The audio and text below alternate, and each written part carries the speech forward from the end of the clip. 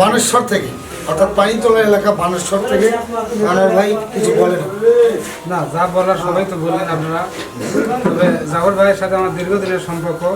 তবে উনি লোকটা খুব ভালো মনের মানুষ। আপনারা সবাই সাপোর্ট করবেন, ভালোবাসা দিবেন, এই বলে আমার কথা শেষ।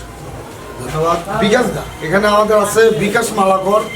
ক্যামেরা লুক এদিক দাও, কোন দিকে দাও? এখানে আছে বিকাশ মালাকর।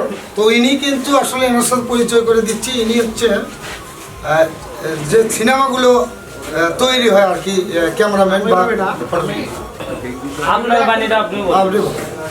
আমার ফেসবুক আইডি শ্রী বিকাশ চন্দ্র, আমার পেজ এমএস ফটোগ্রাফি। আচ্ছা, আমি একজন ফ্যাশন ফটোগ্রাফার, ঠিক আছে। তারপরে হলো পোস্টার ফটোগ্রাফি, ঠিক আছে। এটা হলো আমার পরিচয়। আমি বিভিন্ন ইয়েতে পোস্টার ফটোগ্রাফি, ফ্যাশন ফটোগ্রাফি করে, ইভেন্ট ফটোগ্রাফি। আপনার ভাইরাল ডায়লগটা বলুন। ভাইরাল ডায়লগটা তো আমি বলিনি, বলছি হলো যাই হোক, সেটাই একটু যদি মানে audience-কে তুলে ধরতেন একটু। এখানে বিকাশ দা অঙ্কা করেন না, অসুখ। কি বলবো, চোট করে তো পোত করে দিলো।